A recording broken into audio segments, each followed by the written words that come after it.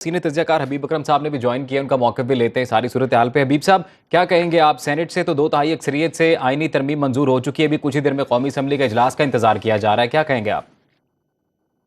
देखिए, इस तरमीम में एक तो खास बात यह है कि इससे पहले पाकिस्तान में जितनी भी तरामीम हुई हैं उनके लिए बहुत लंबी डिस्कशन हुई और उसमें तकरीबन सभी की सभी पॉलिटिकल पार्टीज ने जो पार्लियामेंट के अंदर मौजूद थी उन्होंने उस पर वोट दिया और शायद ही कोई मुखालिफ में उसके वोट पड़ा हो।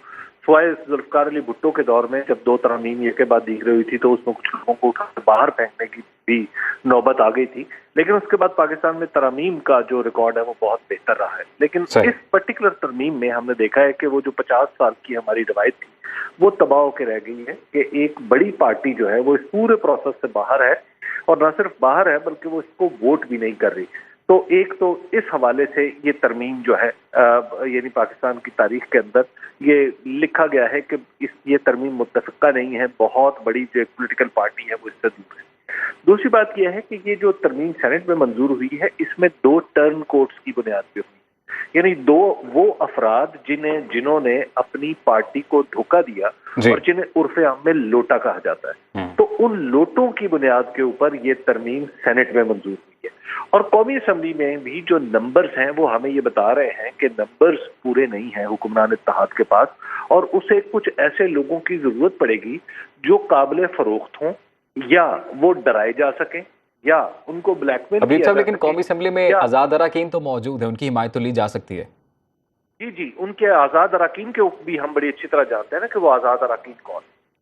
और इसमें तीसरी बात जो इसमें अहम तरीन चीज है वो ये है कि अमली तौर पर हम अपनी जुडिशरी को खत्म कर रहे हैं।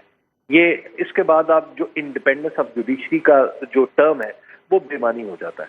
इसके साथ जो आपका कॉन्स्टिट्यूशन हमारा जो बना हुआ था वो था सेपरेशन ऑफ पावर के डॉक्ट्राइन पे, हमने उस डॉक्ट्राइन को भी आज दफन कर दिया है, कम से कम सेनेट में और थोड़ी देर बाद हम असेंबली में भी कर देंगे। और फिर कुछ चौथी बात कानून है चाहिए कि इसके लिए वो बात ये कर रहे हैं कि ये पाकिस्तान की जुडिशल तारीख के लिए बड़ी अहम अमेंडमेंट थी। कुछ माहिर कानून ये कह रहे हैं, खुद इसहाकडार साहब की जानिब से ये कहा गया था अभी जब वो गुफ्तगू कर रहे थे सेनेट के इजलास से, इज़हार ख्याल कर रहे थे कि जब आप इसका पस मंज़र देखेंगे तो पता चलेगा कि एक्चुअली में ये अवामी मुफाद में की गई है, अदलिया की रिफॉर्म्स बहुत ज़रूरी थी। लेकिन आप इसके बरक्स बात कर रहे हैं, तो एग्जैक्टली कौन सी शिकें ऐसी हैं इस पूरे कॉन्स्टिट्यूशनल पैकेज में जो आपको लगता है कि मुतसादम है? असल में हबीब साहब, सवाल कुछ ऐसा है कि आईनी तरमीम कौमी मफाद में की जा रही है, बिलावल भुट्टो की जानिब से ऐसे कहा गया, तो मुझे इसका तर्जुमा चाहिए आपसे। देखिए, दुनिया भर में जितने भी ताले आजमा होते हैं वो यही कहते हैं कि ये अवामी मफाद में है। जनरल ज़ियाउल हक ने जब मार्शल लॉ तोड़ा था तो उसने कहा था कि ये पाकिस्तान के अवाम की मफाद में है। 1958 में जब पाकिस्तान में पहला मार्शल लॉ लगा था तो उस वक्त यही कहा गया था। आप जनरल अयूब खान की तकरीर उठा के देख लीजिए, उसमें कहा था कि मैं पाकिस्तान के मफाद में आया हूँ। और जनरल याहिया खान ने जब दस्तूर तोड़ा था और LFO अपना जारी किया था तो उस वक्त भी यही कहा था। ये तो दुनिया भर में जब जब भी दस्तूर टूटता है, जब जब लोगों के हकूक गस्ब किए जाते हैं, जब जब लोगों को मुल्क को नुकसान पहुंचाया जाता है तो नुकसान पहुंचाने वाले सबके सब यही कहते हैं। ये कोई नई बात नहीं कर रहे, इससे पहले भी यही होता रहा है, इससे पहले वाले भी यही कहते रहे हैं।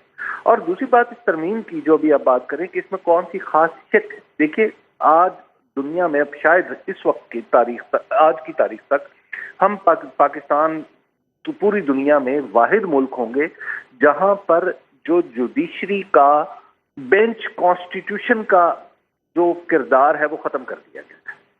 यानी आपने पहले दुनिया भर में जो सुप्रीम कोर्ट्स हैं, दुनिया भर में हाई कोर्ट्स हैं, वो अपना बेंच खुद बनाती, लेकिन पाकिस्तान की इस तरमीम में ये लिख दिया गया है कि सर, बहुत शुक्रिया, आपने अपना वक्त दिया। हबीब अकरम साहब हमारे साथ मौजूद थे।